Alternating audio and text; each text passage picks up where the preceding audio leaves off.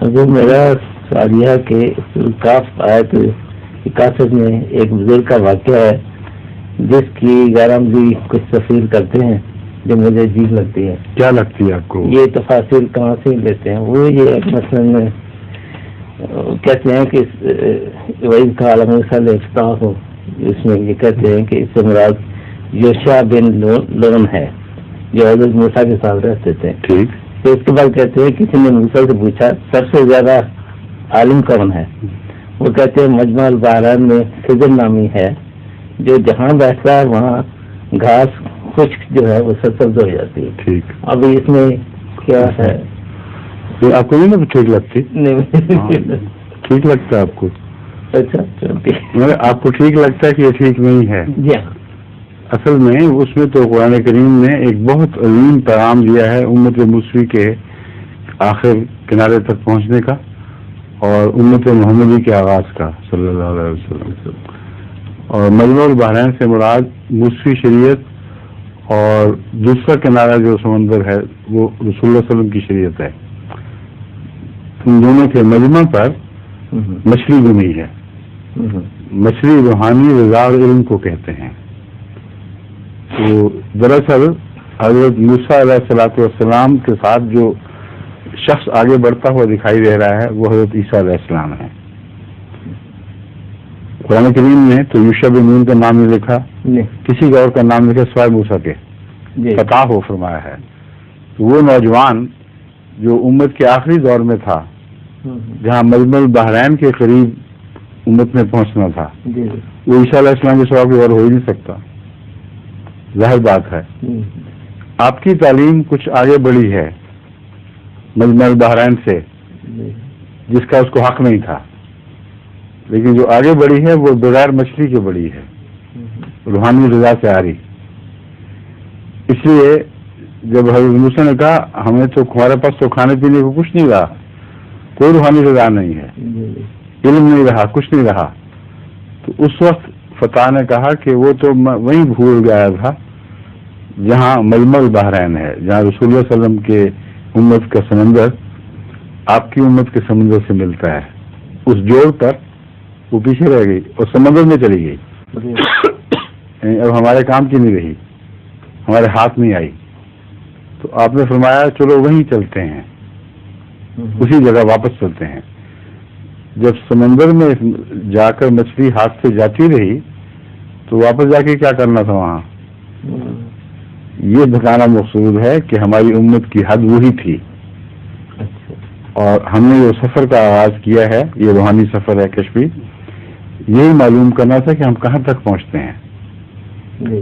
اس کے بعد جس کی امت شروع ہوتی ہے وہ حضرت وہ بزرگ شخصیت ہے جو وہاں دکھائی جاتی ہے. حضرت خضر بزرگ کوئی نہیں، حضرت صلی اللہ علیہ وسلم ہے جو وہاں دکھائی دیتے ہیں. اور مچھلی کے مقابلے پر علم کا مضمون ایک نئی شان سے کھلتا ہے وہاں کہ ایک تو وہ علم تھا جو موسیٰ امت کا تھا وہ پیچھے رہ گیا اور اس کو پیچھے رہنا چاہیے تھا کیونکہ وہ نسبتاً محدود علم تھا. اب جو علم ظاہر ہوا ہے اس عظیم وجود پر اس کی موسیٰ کو یارائی ہی نہیں ہے،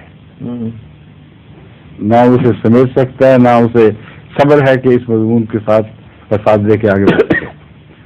تو اس کو سکھانے کے لیے ایک کشفی نظارہ حضرت موسیٰ کو کچھ قدم آگے تک دکھایا گیا جو امت محمدیہ کے دور میں رونما ہونے والے واقعات سے تعلق رکھتا ہے. اور ہر دفعہ حضرت موسیٰ ان حکمتوں کو نہ پا کر جو ان کی استطاعت سے باہر تھیں، کبھی لن تستطیع معی صبرا کے الفاظ دہرائے جا رہے ہیں.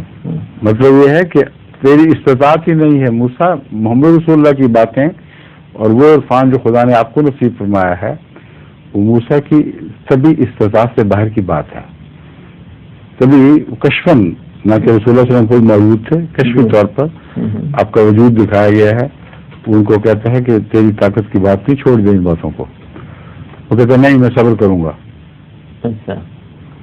پھر ایک خدا کی طرف سے ایک غیبی علم آپ کو عطا ہوتا ہے جس کی حکمتیں آپ کے سوا کوئی نہیں سمجھتا.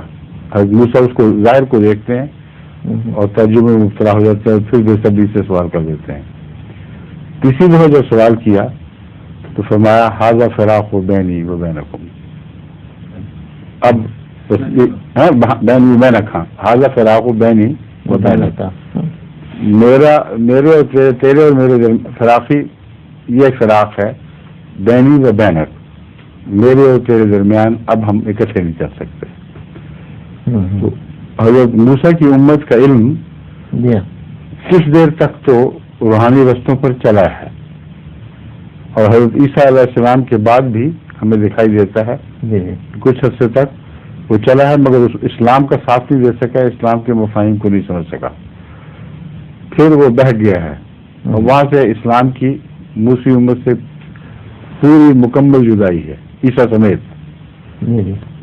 ایک نیا علم کا دور شروع ہو جاتا ہے، اور پھر آگے جو واقعات بیان ہوئے ہیں وہ اسی پر روشنی ڈالنے والے ہیں. آئندہ زمانے میں رونما ہونے والے واقعات اور قریب شان پیش گوئیاں، خبریں، وہ سب تمثیلی زبانیں بیان کی جا رہی ہیں. پہلے بھی تمثیلات ہی تھیں، آئندہ بھی تمثیلی باتیں ہیں جو وہ اہل علم سمجھ سکتے ہیں جو رسول اللہ علیہ وسلم سے نور یافتہ ہوں، حضور صلی اللہ علیہ وسلم سے نور سے حصہ پایا ہو، ورنہ تو موسی امت والا حال ہی رہے گا. ظہور مہدی آخر زمان